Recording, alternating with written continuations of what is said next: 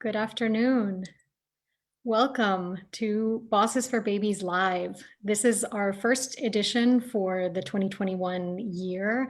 And as our viewers know, Bosses for Babies Live is all about talking with champions of family-friendly businesses and workplaces around the state to talk about why supporting parents and caregivers is an investment both in their bottom line and in community level prosperity. So I'm Madeleine Thakur, I'm president of the Children's Movement of Florida, and really thrilled to be here with two special guests today.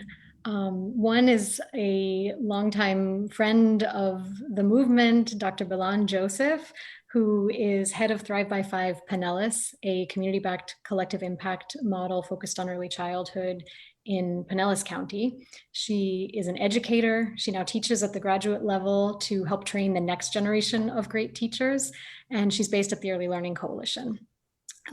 Importantly, she oversees the Family Friendly Pinellas initiative that we'll talk more about today. Also joining us is April Lott. She is CEO of Directions for Living, and this is the first company to be awarded with the Family Friendly Pinellas Award. DFL is a nonprofit mental health agency based in Clearwater, has 250 employees. And in her career, April has been a CEO for the last several decades. And so she'll share with us a little bit about how her thinking has shifted over the years and about how changing practices in her organization have, sort of what that's meant for staff engagement, for retention, for productivity, and for community impact. So April, let me start with you. Can you tell us a bit more about Directions for Living and how your family-friendly policies have evolved? Sure.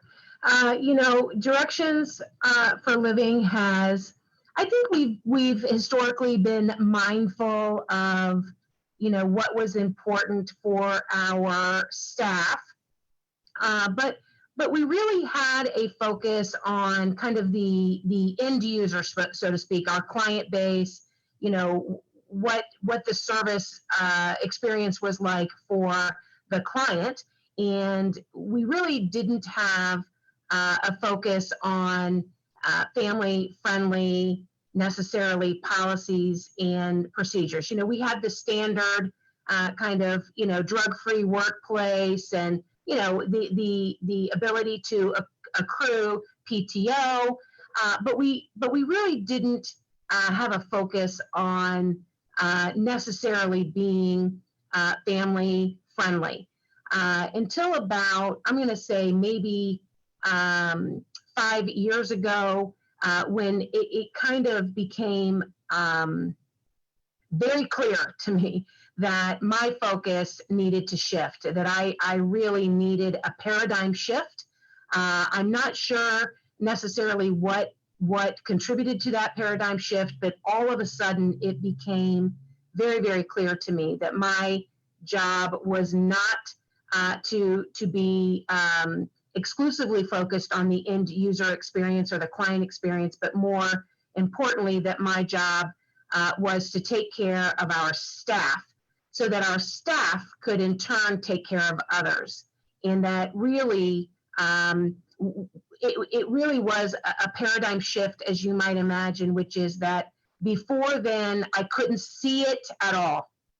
And the minute the paradigm shift happened, it was all I could see.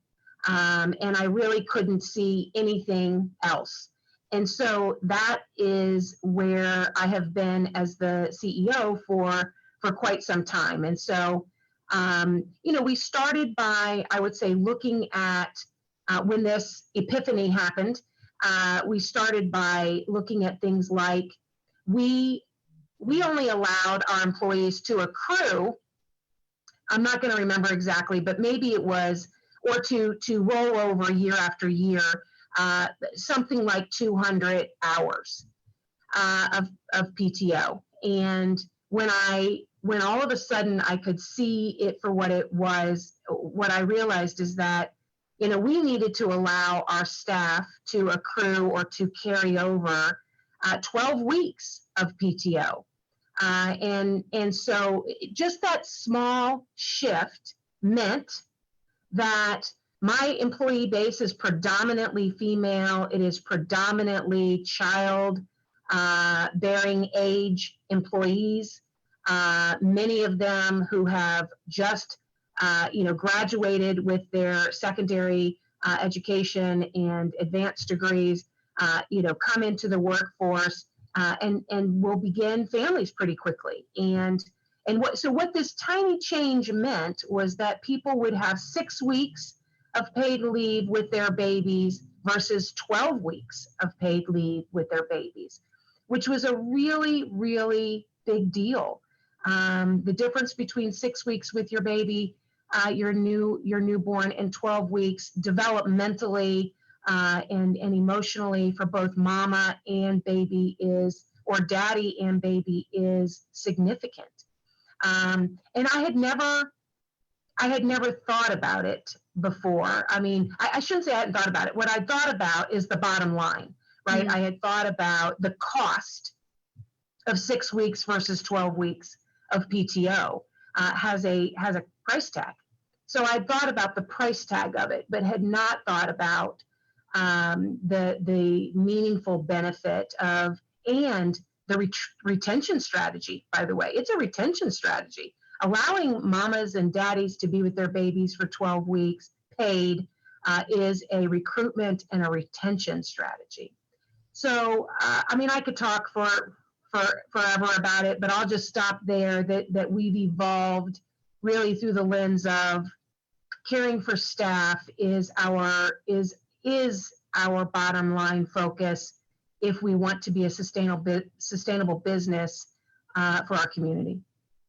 It's so interesting to hear you talk about the bottom line, because in some sense you remained focused on the bottom line. At first you were looking at it with blinders and thinking about how to best serve the client, and then you realize, if you're training up the staff for some other organization to poach them who has an environment that works for their family, that's not the way you want to run your business. You want to keep that staff. Correct. So you're still focused on the bottom line, but looking at it a different way, and I think that's important to Mm-hmm. The other thing I think about is how you obviously have a passion for the early years through your work. It's something you understand programmatically, and now this sort of moved over to the way you provide staff. And perhaps that's a good moment to come to you, Dr. Joseph. And some people may wonder, that the Early Learning Coalition really focused on kindergarten readiness, on getting children into quality schools, on connecting parents with what they need. Why is the Early Learning Coalition focused on family-friendly business? How do you see this? Well, with Thrive by Five Pinellas, again, we're an initiative of the Early Learning Coalition of Pinellas. Their focus extensively is early learning, hence the name Early Learning Coalition.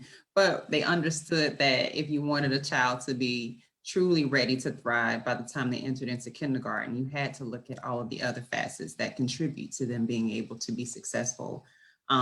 So as a result, Thrive by Five was birthed.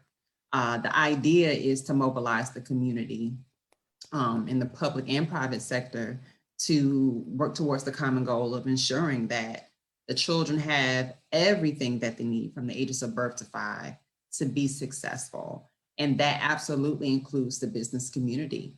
Our parents are the ones who have these children. And if there are things that are extremely stressful, especially if it's coming from the employment space, it makes it very difficult for parents to do very simple things a lot of the times just to take care of their children. So we believe that if we can rally everybody, especially the business community, behind early childhood development, helping them understand the vital role that they play, and not only pouring into their employees, but also it trickling down and impacting our littlest citizens, is something that will definitely help their bottom line now, just like we were just talking about, but also down the line, talking about generationally, talking about raising up the next generation of employees, so to speak. If we have an educated society, that's a plus for us all the way around. And it starts in those very early years. So the idea of identifying businesses with family-friendly policies was a no-brainer. We want businesses to be family-friendly workplaces so that parents can support their children because supported children are children who can thrive. So the business award it was a natural fit. We want to identify those businesses, and then we want to celebrate you. Thank you for investing the money. Thank you for having a paradigm shift and deciding that this is absolutely important. I have to care about my people who work for me. When I care about my people, they care about their little people, and that benefits all of us. That's great, because you're almost saying you're focused on the bottom line long term for our community. And it just so happens that it's a win-win with organizations and companies who can look at their own bottom line, as April was telling us earlier. Thank you for sharing that. And so, April, why did you apply for the Family Friendly Pinellas Award? What did this mean for you, for your business? Well, I've been a part of Thrive by Five. I 1,000% agree with Dr. Joseph and everything that she just outlined, and have been particularly concerned about, as a community, things around what started for me was around the cost of quality early learning, and quality daycare for my staff's little ones, right? So they now get the 12 weeks, but eventually, right, they're now coming back to work, and they need to place their children with, someone who will care for them and love them. And, it's a very sensitive and fragile decision, right, that people are making. And as most of us probably listening know, things change when you see that little baby for the first time. Things change. You start to think about, can I not go back to work?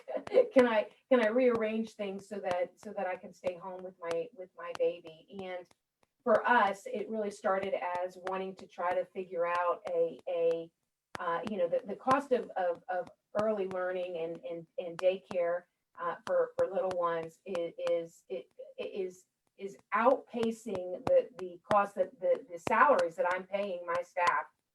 And so to think that we had staff who are having to make decisions based on what they could afford. Anyway, so I've been working with the Early Learning Coalition and with Thrive by Five, really to try to tackle some of these larger issues for employers. It's one thing to say that you want to be a family-friendly place. It's another thing altogether to prioritize the resources that you have to ensure that you are a family-friendly place. There's a cost, there's a price tag to, and all budgets, are based on priorities. And so what you prioritize with the resources that you have then become, right, the things that are important to you. And so so I wanted to be a family-friendly workplace for a variety of reasons, some which we've already talked about, but really I wanted to be a leader. I wanted to say to others, I hope you'll join me. I hope that you will take the necessary steps to earn that seal of approval, that seal that says that you're a family-friendly workplace. That's great. And so you want others to join you, Dr. Joseph. It sounds like they have. Directions was the first, and now you have more than 20 businesses signed up. Tell us, what does this mean for Family Friendly Pinellas? How are you looking towards success for the initiative? It's really exciting. I really appreciate April and Directions for Living for stepping up and truly leading, truly in that regard, being the first business to apply and to be awarded. That's huge, especially since you staff so many people and you in turn impact so many families as a result. That was a beautiful way to start this process of trying to create a community or culture in Pinellas County that we want to be family-friendly workplaces. We want to be family-friendly businesses, and we want to attract the best and the brightest candidates for our positions. And this is one of the ways that we can potentially do that, because we're showing you that we care about you, all of you, because your family is very much you. And if they're okay, then you're okay. And a company that cares about people as people are always companies that I champion, and those are companies that I love to work for personally. I also see this since we've awarded 20 businesses now. And we're really excited about from the early childhood development center that's been awarded all the way to big banks like PNC Bank. We're excited to just, I guess, get the train going. Like we're moving, we're seeing momentum. And my hope is that every business in Pinellas County, whether small or large, becomes a family-friendly workplace. And I hope that opportunities like this continue to happen where business owners can share best practices. This is how we have figured out how to incorporate these policies into our business, and it didn't break us. In fact, this is what was the outcome. Our retention is better. Our employee well-being is better. Like, I want companies to share the wins so that the losses that they might have to take on this end actually will become something that they felt was very much worth the investment down the line. Because again, we need everybody on board to make sure every child, regardless of what zip code they grew up in, gets a fair shot at a quality education, and they need us. And so whatever we can do to support them, that's what we should do. And this is an opportunity, just one of the many opportunities to support our children and their development.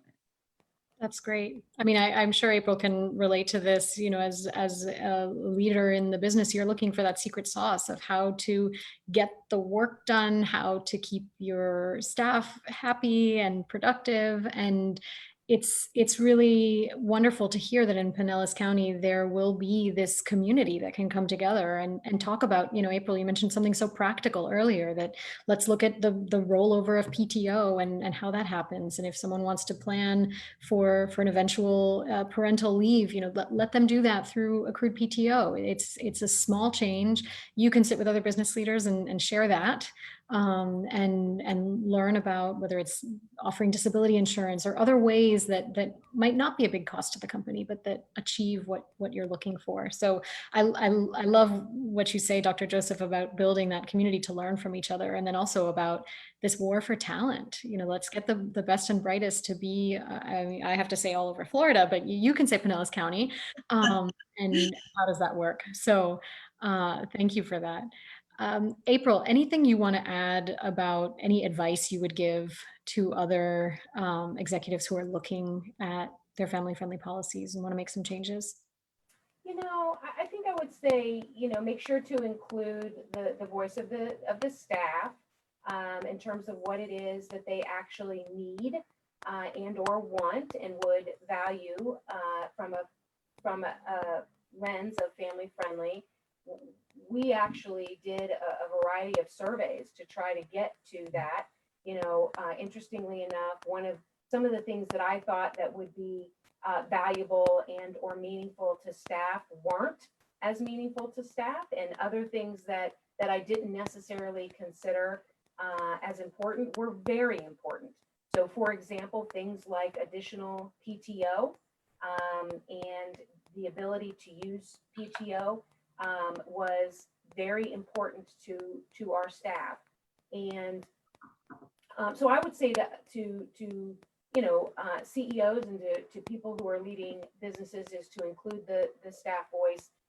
But I would also say that when considering the financial cost of things, that we also consider the financial impact of not doing them, and the cost of turnover in particular, which can be outrageous. And if you can do anything, even with a price tag that then eventually brings some stability to the organization, that you will be by definition saving money. The other thing is that sometimes it's hard to kind of quantify the cost of stability and the cost of people who love their job, and how they exude that with the service that they're providing, whatever that service is. And you know, I have people on staff that literally, people in the community will say to me almost weekly, please don't ever change Miss Vivian at the front desk. She's amazing. And there might not be a price tag somewhere in there, but the fact that she is so happy in her job equates to that she's able to be pleasant and helpful to others, which then in turn, provides a warm feeling about the organization, between community and agency. And so, I just think that sometimes as CEOs, we get laser focused on the wrong metric, and that if we just change our perception, our perspective of what's important, that other things, eventually just kind of fall into place. That's great. So, Dr. Joseph, perhaps an unintended consequence of the family-friendly Pinellas, but finding those new metrics and that allow others throughout the community to have the kind of shift that April talked about at the beginning. And I just want to reiterate, Directions for Living has 250-ish employees. And when you think about the charge that Dr. Joseph gave us, that's 250 families, whether these are new parents, current parents, grandparents, future parents, aunts, uncles, they're having the flexibility to do a job that they love and care for those they need to is a blessing and a win-win across the board. So thank you for that.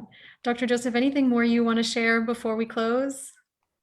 I just want to thank you all for this opportunity to use your platform to showcase April and Directions for Living, and to showcase Thrive by Five and the Family Friendly Business Award. We really do want to highlight as many companies that we possibly can. There's no business that's too small or no business that's too large to be celebrated for the things that you're doing to make your workplace family friendly. As a mother of 3 children, I remember, April, when I had my first baby and I was looking at that beautiful brown face and I was like, I don't know if I want to go back to work. I want to be with my child. That's a feeling that moms and dads both experience, and that's a struggle that they have to contend with. And it makes it so much easier when you know that you're returning to a workplace that is going to allow you to work really hard for them, but to also be available mentally, emotionally, physically available to your family. That kind of peace of mind is a blessing. And I want every family that we possibly can to be able to experience that, because life is hard enough. You got enough stuff that you're dealing with. I feel like there should absolutely just be peace at work and peace at home. And this is an opportunity for us to do that. So calling all businesses in the Pinellas County area, we would love for you to apply for our Family Friendly Business Award. So thank you. Dr. Joseph, that's wonderful. I mean, you talk about looking at that brown face, your precious child, and thinking, will I go back? I think the other thing you might be thinking when you look at that child is, if this organization isn't going to support me, I will go find one that will. And that's what April was talking about in terms of the retention side of this and how it feeds back into the business. So April, before we close, we do have a question coming in asking what the most important measures were for you. And I think you alluded to some of that. Some of it is unmeasurable, but identifiable. Is there anything you want to add on the measurement piece, how it's a return on your business? I think one of them is it is the retention, right? It is the measure of turnover, and we've actually reduced our turnover almost 12 percentage points by adopting these more family-friendly policies and practices. So certainly turnover and retention. Another one that we measure is we do a survey. We do it quarterly. It is a 9-question survey to really just kind of keep our finger on the pulse of the employee satisfaction, and are we keeping pace with the things that are important to them as an organization. And so we do that once a quarter. So we do it 4 times a year. And the other is just the number of people who refer others to work for us. And so we keep a measure of, are you referring your friends to work for our agency? And of course we do, recruitment bonuses and those kinds of things to incentivize that. But it is important to know if you would encourage others to come work for us. And then the last one, which might seem very specific to our organization, is, would you allow or would you encourage people to receive services from our organization as a mental health organization? Do you feel that we're an organization that you would refer family and friends to get services? So so those are the metrics that we are currently measuring. We're in our second year of what we call a big fat experiment, and so the big fat experiment, we're in year 2, and those are the things that we are measuring. So we have another question going back to what you said about how the things that your employees were asking for were not necessarily the things that you thought. Do you want to comment on what some of the things you mentioned? Additional PTO. Is there anything else that was really popular among employees that surprised you or that's been the most valuable for them? I would say one of the things that I thought that they would want would be that we would help offset the cost of early learning cost and early learning centers. And most of our employees did not necessarily want us to help offset the cost, like through stipends or through some kind of benefit package that would allow that. But instead, they really wanted lower healthcare costs to add dependents to their plan. The cost to add dependents to the plan was really pretty astronomically expensive, and so getting them to say what was important. In other words, if we have limited resources or an amount of resources that we can spend to support you, but we can't do everything, where would you like us to focus first? I thought it really was going to be in kind of like an agency operated daycare. And I was all in. I was like, let's come out with a way like Google and Amazon to offer an agency supported, funded early learning center. And it turns out that most of them had really found loving places that they wanted their children to remain, but they wanted help on the cost of benefits. That's just one. Additional PTO, and how that PTO could be used and when that PTO became available. Those kinds of things were very important to the staff, and we've made very significant changes relative to the acquisition and the utilization of PTO. We've added holidays. So one of the things that people asked for was there were particular days that they felt that we should be honoring and celebrating as a paid holiday that we weren't previously honoring. Juneteenth, for example, is one that we added as a paid holiday this past year that previously had not been a paid holiday for our staff. So those are some of the examples. Sounds great. Well, thank you for your leadership, for being willing to share your experience and joining Family Friendly Pinellas to share this throughout your community. April, I have to say, of course, is also a boss for babies through the children's movement. We're thrilled to have a partnership with Dr. Joseph and everything that she's leading over in Pinellas. And unfortunately with that, we are out of time. So I want to thank everybody for being here today, remind you that Bosses for Babies is all about building these champions throughout the state who, oh, hello, who understand that investing in your employees and their families is a help to the bottom line of the business, and also who are contributing to kindergarten readiness across the state, as Dr. Joseph was alluding to, and whether business leaders want to get involved through their community initiatives and philanthropy, through changing family-friendly policies, or through acting as advocates and raising these issues in the community. We welcome all of you. Our team is ready to support businesses in identifying the ways that make the most sense for them to get involved. So www.bossesforbabies.com. I'm sure it's coming up in the chat, or if you're watching on Facebook in the comments there. And we'll share more information also about Thrive by Five, so that if anyone is listening from Pinellas and hasn't signed up yet, go ahead and join that initiative too. So I think we have a guest to say goodbye and close us out, right?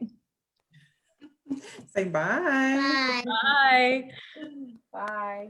Bye. Thank you. Thank you.